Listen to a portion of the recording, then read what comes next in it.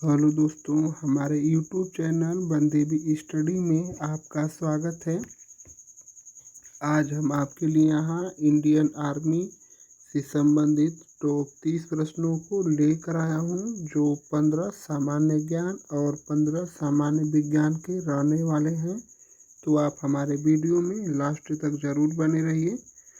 और मैं इस वीडियो में आपको कोई भी क्वेश्चन समझ नहीं आएगा तो आप हमको कमेंट करके बता सकते हैं।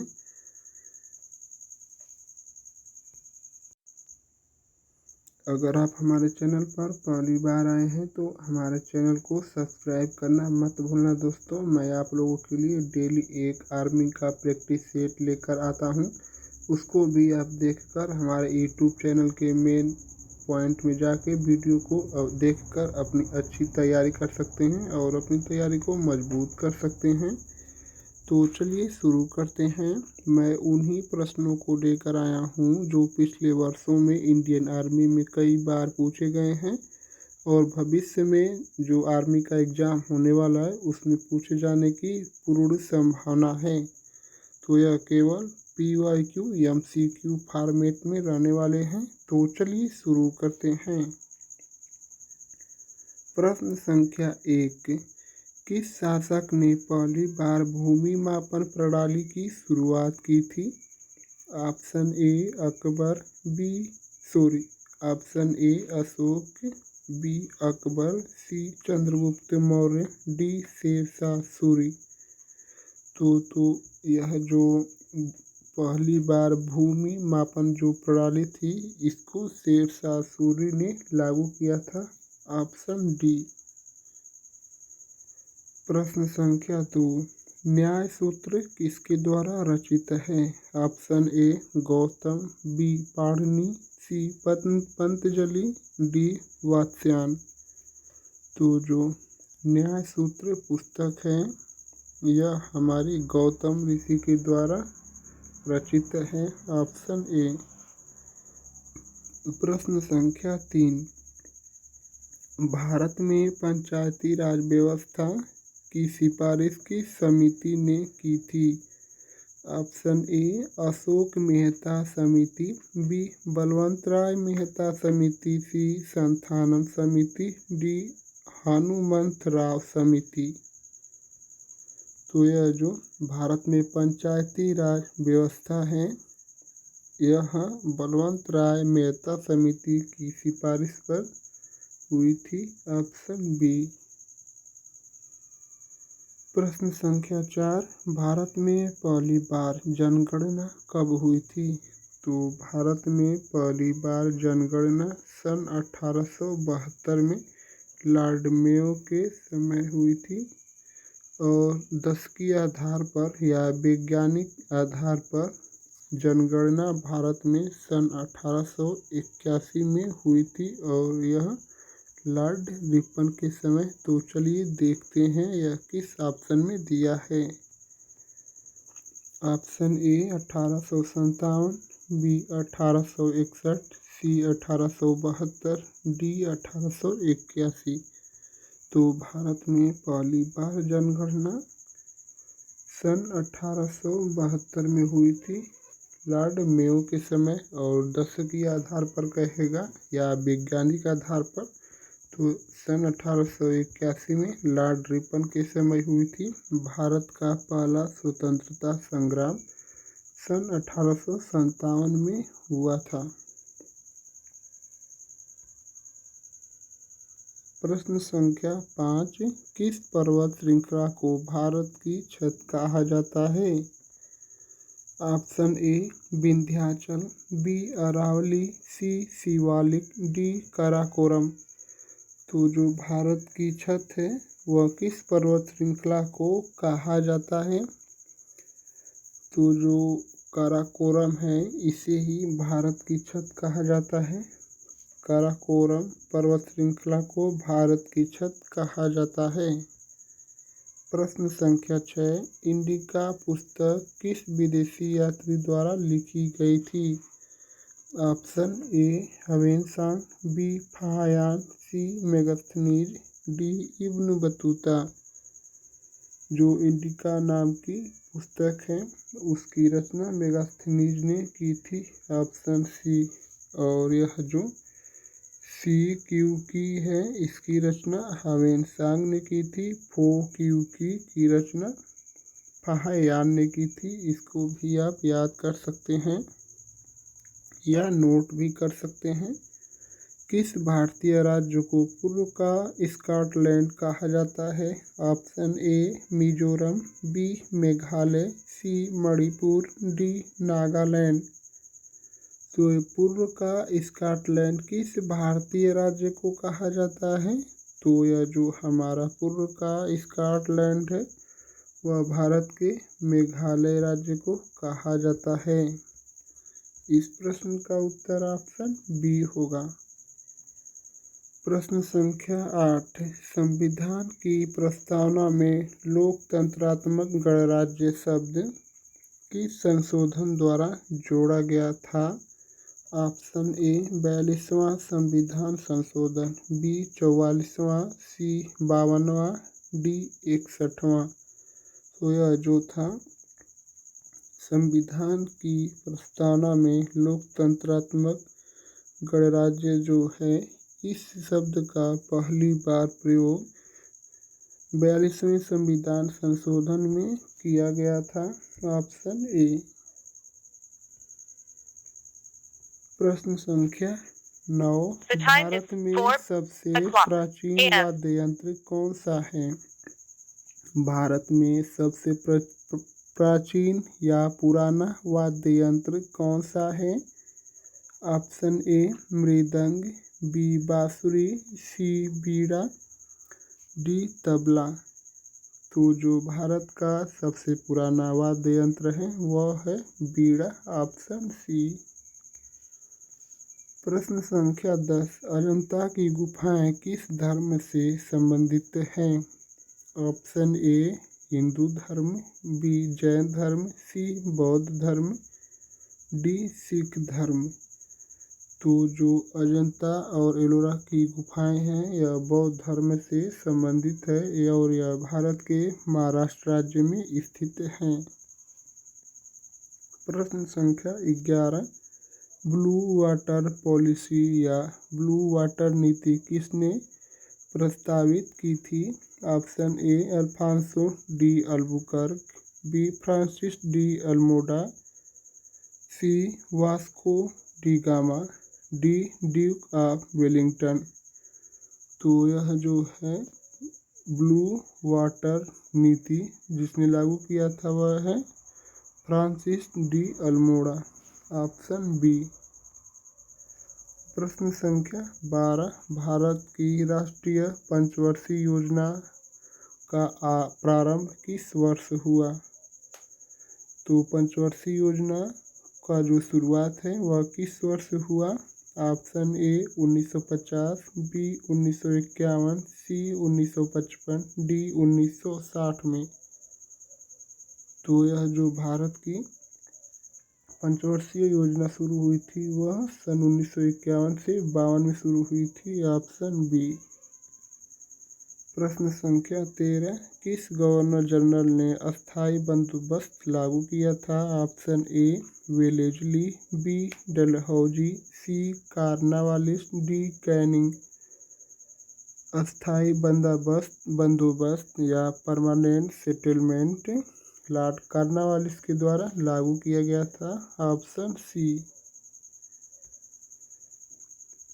प्रश्न संख्या 14, किस ग्रंथ में सर्वप्रथम भारतवर्ष शब्द का प्रयोग हुआ था? Option A Manusmriti, B Vishnu Purana, C Mahabharata, D Rigveda. तो वह कौन सा ग्रंथ है जिसमें भारतवर्ष पहली बार शब्द का प्रयोग किया गया था? तो वह है हमारा विष्णु पुराण में। प्रश्न संख्या 15, प्रथम भारतीय उपग्रह आर्यभट्ट का प्रक्षेपण कहाँ से किया गया था? जो प्रथम भारतीय उपग्रह आर्यभट्ट था इसका प्रक्षेपण किस सेंटर से किया गया था या किस केंद्र से किया गया था? तो वह है हमारा सोवियत संघ, ऑप्शन डी। तो हमारे 15 सामान्य ज्ञान के प्रश्न समाप्त हो चुके हैं। तो अब चलिए 15 सामान्य विज्ञान के प्रश्नों को देखते हैं।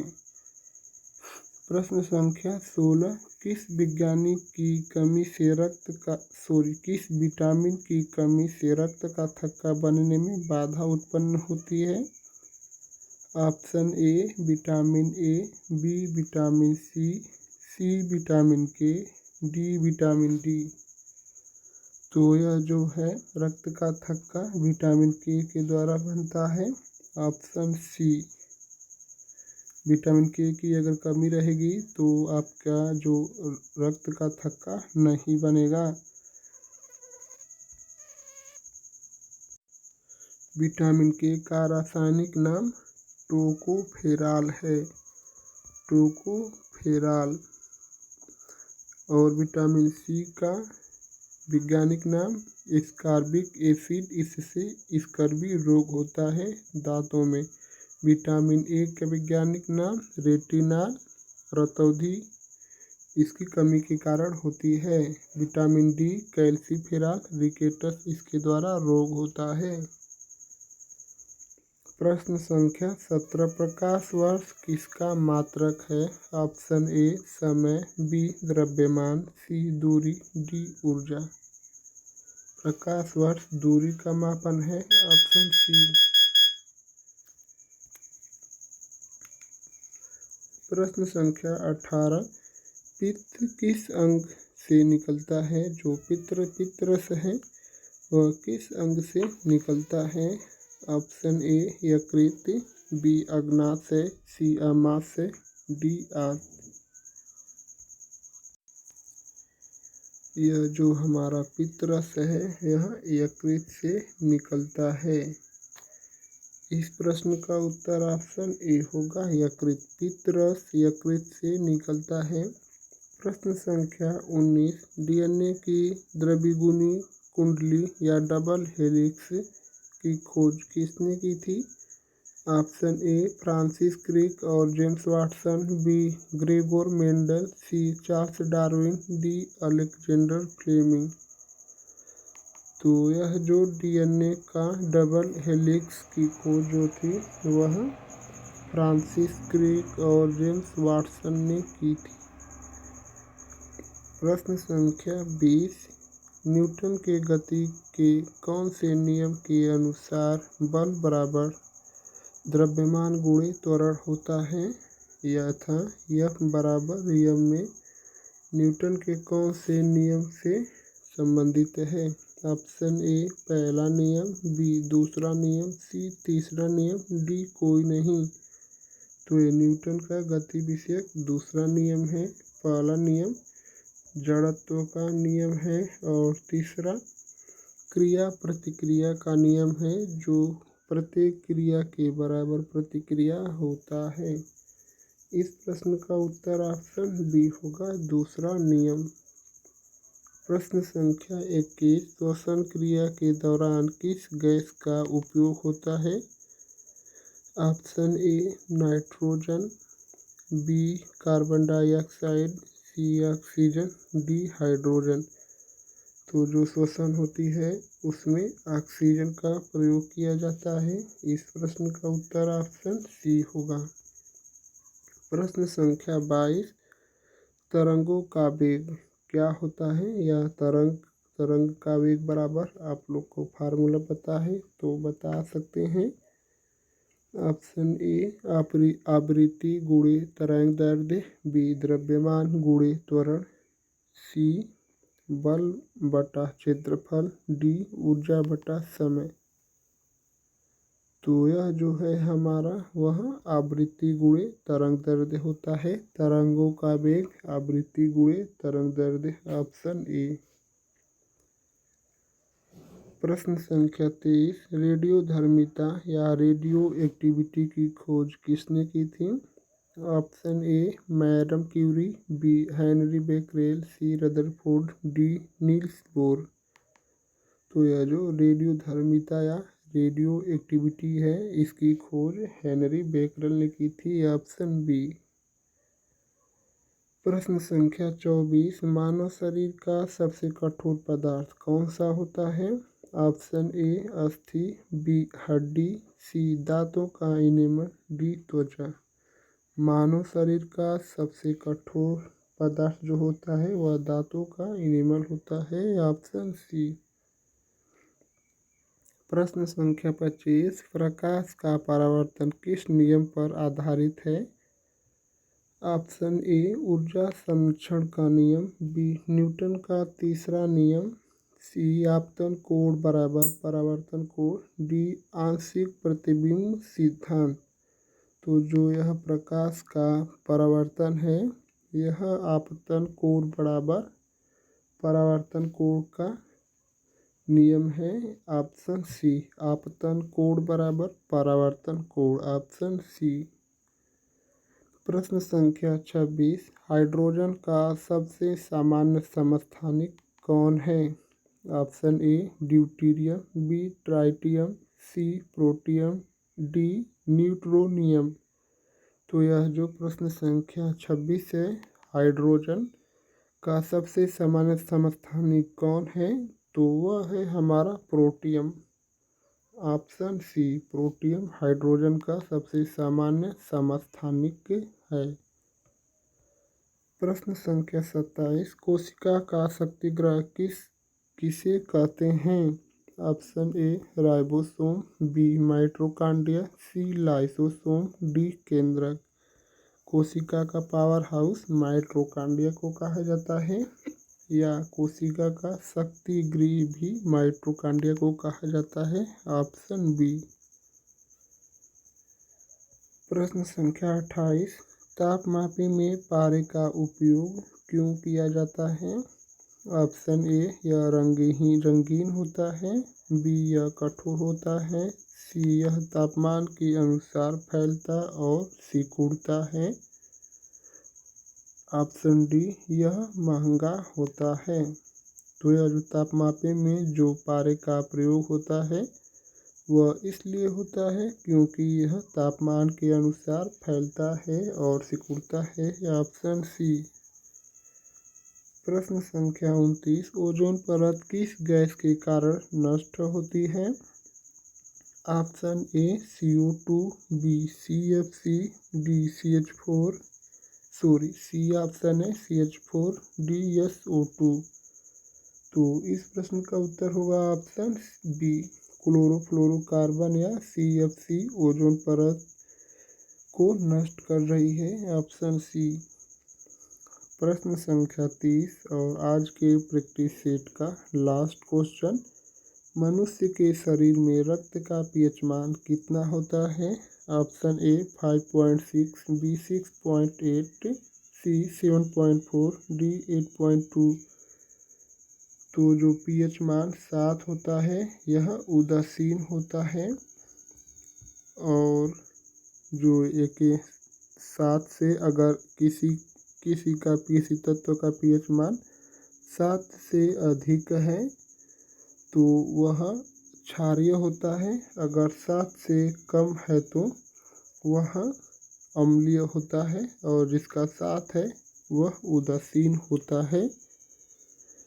तो इस प्रश्न का उत्तर आप लोगों को कमेंट में बताना है। देखते हैं कितने लोग इस प्रश्न का उत्तर कमेंट करके बता पाते हैं। मनुष्य के शरीर में रक्त का pH मान कितना होता है?